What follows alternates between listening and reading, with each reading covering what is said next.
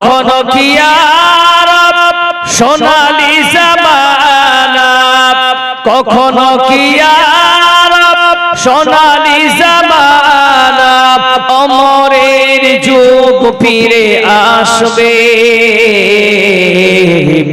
শান্তির দেশ ফিরে আসবে। আর কত রক্ত ঝরবে,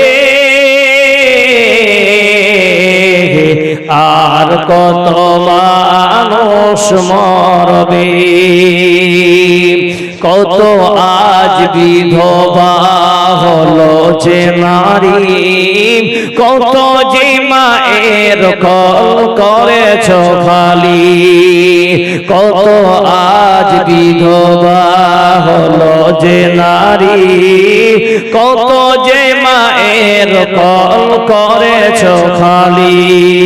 রক্তে রঙিন পৃথিবী জমিন, রক্তে রঙিন পৃথিবী জমিন, চে দেখো ভাই দো জাহানে, চে দেখো ভাই দো জাহানে।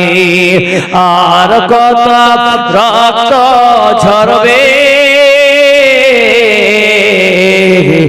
আর কত মানুষ মরবে। জোরে বলুন তো নারায়ে তাকবীর। না ভাত খান, দুই হাত খাড়া করেন সবাই, সবাই দুই হাত খাড়া করেন আল্লাহর জন্য। মাশাআল্লাহ, জোরে বলুন লিল্লাহি তাকবীর। মাশাআল্লাহ। আপনাদের সামনে সূরা আলাক কয়েকটি আয়াত তেলাওয়াত করেছি। আবু দাউদ শরীফের একটি হাদিস আপনাদের সম্মুখে রেখেছি, হাদিস নাম্বার 2414 নম্বর হাদিস। কোরআন এবং হাদিসকে সামনে রেখে অল্প সময়ের মধ্যে আমি আমার বক্তব্যকে সম্পূর্ণ করে এখান থেকে বিদায় হওয়ার চেষ্টা করব। ওয়া তাওফীকি ইল্লা বিল্লাহ। রব্বি ইশরাহ লি সাদরি ওয়া ইয়াসসির লি আমরি ওয়াহলুল উকতাদাম মিন লিসানি ইয়াফকাহু কওলি। আজকে আপনাদের সম্মুখে যে বিষয়ে আলোচনা করব, যে অনুমান আমি বলতে চলেছি, এই মাদ্রাসার এটা জালসা, তাই না ভাই জিয়ারুল? শিক্ষার ব্যাপারে কিছু আলোচনা করব, ইনশাআল্লাহ। শুনতে রাজি আছেন ইনশাআল্লাহ? কে কে রাজি আছেন হাত খাড়া করেন তো দেখি। কে কে বাড়ি যাব হাত খাড়া করেন, বাড়ি কে কে যাব হাত খাড়া করেন। আচ্ছা, কেউ আছে? বারবার হাত ওঠা নামা, up and down, up and down মানে আপনি জেগে আছেন, এটাই বুঝতে পারছি। বলুন ইনশাআল্লাহ। ঠিক তো আছে ইনশাআল্লাহ? জাস্ট আপনি শোনা যাবে। এবার আসেন, মাদ্রাসা করেছেন, মাদ্রাসা কোরআন তেলাওয়াত হয়, এটা ভালো কাজ না খারাপ কাজ? ভালো। মৌলভী ভালো না মাস্টার ভালো? উত্তর দেন, মৌলভী ভালো না মাস্টার ভালো? মৌলভী ভালো, মাস্টারলা ভালো লাগে? ভালো নেই, লেকিন কুछ कुछ गड़बड़ है, তাই তো? আর মৌলভীগুলো একদম সাফ সুতরা, এরা কোনো গড়বড়ি করে না, এরাও করে কি করে না? সে গেল প্রশ্ন। দ্বিতীয় প্রশ্ন, পাঁচ ওয়াক্ত নামাজি যারা নামাজ পড়ে তারা ভালো না সাধারণ মানুষ ভালো? এখন প্রশ্ন হলো, মৌলভী সাহেব নামাজ পড়ে আবার মিথ্যা কথা বলে, ও ভালো? মৌলভী সাহেব নামাজ পড়তেছে এবার বাপকে পিটতেছে, ভালো? তাহলে ভালো কাকে বলবেন? মনে করেন আমি একজন মৌলভী সাহেব, জিয়ারুল ভাই মাস্টার, আমাকে আপনারা ভালো বললেন, কিন্তু আমার ব্যাপারে যদি আপনি শুনেন যে এই মৌলভী এমদাদ সাহেব প্রতিদিন তার বাপকে সকালে মারে আর বৈকালে মারে, আমাকে ভালো বলবেন? আমার দিকে তাকান, একটু অল্প দেখেন, বাস। বেশি জালসা শুনে লাভ নেই, কয়েকটা জিনিস শুনেন, মাথায় ঢুকিয়ে নেন, কাজে লাগিয়ে দেবে ইনশাআল্লাহ। বুঝাতে পারলাম? আমাকে আপনারা মনে করছেন চুপবা টুপি রুমাল সাদরি পরে আছি সাদা লোকটা খুব ভালো, কিন্তু আমার ব্যাপারে যখন আপনি শুনবেন যে আমি সকালে বাপকে মারি আর সন্ধ্যাও বাপকে মারি, আমাকে ভালো বলবেন? বলছে হবে এটা মৌলবি লয় রে, এটা মৌলবি নামে কলঙ্ক, বলবে কি বলবে না? জিয়ারুল ভাই বিশাল দানি মানুষ, মাস্টার মানুষ, অর্ধেক বেতন মাদ্রাসা মসজিদে লাগিয়ে দেয়, 2-3টা মসজিদের ইমামের টাকা নিজেই দেয়। লোকটা ভালো না খারাপ? ভালো করে বলেন, ভালো না খারাপ? ভালো। কিন্তু এর কথা যখন শুনবেন, শুনেছেন কি বলতে, ওর মাকে পিঠে বাড়ি থেকে বের করে দিয়েছে আর ওর বউকে প্রতিদিন মারে, আর ভালো বলবে? তাহলে ইলম কে সাথ আখলাক কা হোনা ভি জরুরি হ্যায়। শিক্ষার সঙ্গে সঙ্গে চরিত্রটা ঠিক রাখতে হবে। বলুন ঠিক না বেঠিক? বুঝতে পারলেন? আর একটা যুক্তি নিয়ে নেন, বাস কাজে লেগে যাবে। এটাই হচ্ছে পুরো বক্তব্যটার মাখাস সারাংশ। কি ছেলে এবং মেয়ে যখন আপনি বিয়ে দিতে চান, কোনদিন বৌমাকে আপনি খারাপ খুঁজবেন? সবাই কিন্তু নিজের ছেলের বৌমা ভালো চায়। বলুন ঠিক না বেঠিক? ভালো করে বুঝে নেন। আর সব মেয়ের বাপরা ভালো ছেলের সঙ্গে বিয়ে দিতে চায়। আপনাকে আপনার মেয়ের জন্য একটা বড় বাড়ির একটা ছেলে আসলো, 25 বিঘা মাটি, 4টা ট্রাক্টর, একটা হারভেস্টার, 2টা জিসিবি, 2 তলা মঞ্জিল বাড়ি, একটাই ছেলে। আপনার হিসাবে কিছুই নয়। মেয়ে গরিব মানুষ, প্রস্তাব চলে এসেছে, আপনি বললেন যিনি ঘটক বলছে আপনার মেয়ে সুখে থাকবে। আপনি ছেলের খোঁজ নিয়ে দেখছেন বাপও দারু খায়, ছেলেও দারু খায়, মেয়ে দিবে? মেয়ে দিবে? দিবে না। তাহলে ওই দারুখোরকে কে বুঝাবে? দেখেন, শিক্ষা অর্জন করলে শুধু হয় না, শিক্ষা অর্জন করতে হবে যেই কারণে, যেই উদ্দেশ্যে, সেই উদ্দেশ্য আল্লাহ কোরআনে বলছেন। দেখেন, বিসমিল্লাহির রহমানির রহিম। ইকরা, আমার সঙ্গে সবাই পড়ুন ইকরা। বলেন সবাই ইকরা। ইকরা মানে পড়ো। বাস এতটুকু বুঝেন, ইকরা আল্লাহর নবীকে আল্লাহ তাআলা শিখিয়ে দিয়েছেন জিবরাইলের মারফতে। মুহাম্মদ আপনি পড়ুন, বলছে জানি না।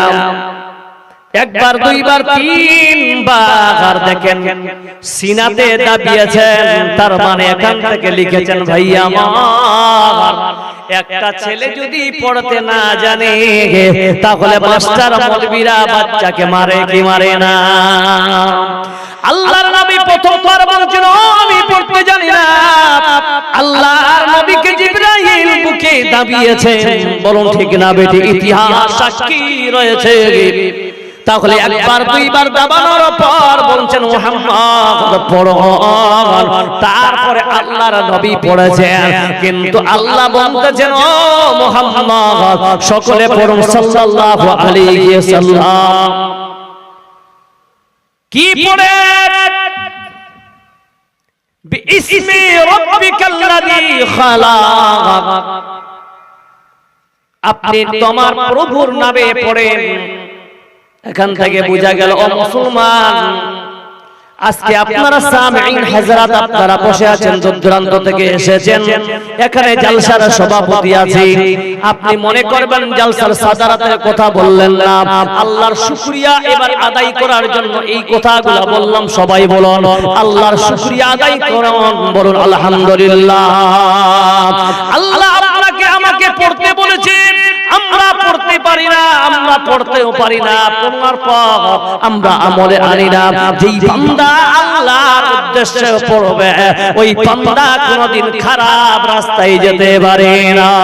আল্লাহ এই জন্য প্রেক্ষিত নয় ডাইরেক্ট বলেছেন বিইসমি রাব্বিকাল্লাযী খলাক, বান্দা পড়বা তোমার রবের উদ্দেশ্যে পড়বা, আল্লাহ সন্তুষ্ট করার জন্য বান্দা যদি পড়ো আল্লাহ তোমাকে সঠিক রাস্তা দেখিয়ে দেবে।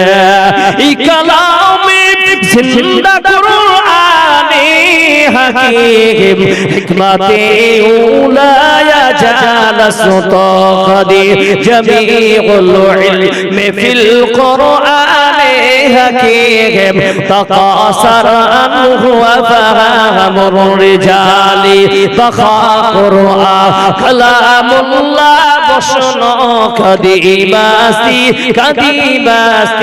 নইন।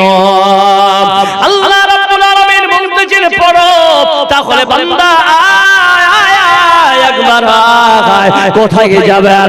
আজকে আপনারা আমরা জানি আল্লাহর কোরআন কেমন পড়তে হবে, তাহলে একটা প্রশ্ন আসতে পারে মাওলানা সাহেব, আমরা আগে জালসায় শুনতাম মানুষের নাকি কেউ আছে আব্দুল কাদের জিলানীর নাম শুনেছেন সবাই, বলুন সুবহানাল্লাহ। আব্দুল কাদের জিলানী বড় পীর ছিলেন, উনি নিঃসন্দেহে আল্লাহ ওয়ালা ছিলেন। তাদের ব্যাপারে কিছু আমাদের ভাই বলেছে, আমাদের ভাই বলতেছেন আব্দুল কাদের জিলানী নাকি মায়ের পেটে 15 পারার হাফিজে কোরআন তৈরি হয়েছে, বলুন নাউজুবিল্লাহ। কিছুক্ষণের জন্য যদি মনে করেন আব্দুল কাদের জিলানী মায়ের পেটে 15 পারার কোরআন হিফজ করেছে, যদি এটা সত্য প্রমাণ হয় তাহলে আল্লাহর কোরআন মিথ্যা হয়ে যাবে। ও মুসলমান জবাব দেন, আল্লাহর কোরআন সত্য না মিথ্যা? জবাব দেন, সত্য না মিথ্যা? জোরে বলেন। আল্লাহ কোরআনে বলতেছেন ওয়াল্লাহু আখরাজাকুম মিন বুতুনি উম্মাহাতিকুম লা তা'লামুনা শাইয়্যা। আল্লাহ রাব্বুল আলামিন বলতেছেন ওয়াল্লাহু আখরাজাকুম মিন বুতুনি উম্মাহাতিকুম। ও পৃথিবীর মানুষ, যেই কোন মানুষ যখন মায়ের গর্ভেতে থাকে ওই সময় বান্দা যখন মায়ের গর্ভে থেকে ভূমিষ্ঠ হয়, আখরাজা মানে হলো বের হওয়া, মিন বুতুনি নিজের মায়ের উম্মাহাত হওয়া, নিজের মায়ের পেট থেকে যখন বাচ্চা ভূমিষ্ঠ হয় ওই বান্দা কিছুই জানে না। আল্লাহ কোরআন দিয়ে বোঝাচ্ছেন লা তা'লামুনা শাইয়্যা, ওই বান্দা কিছুই জানে না।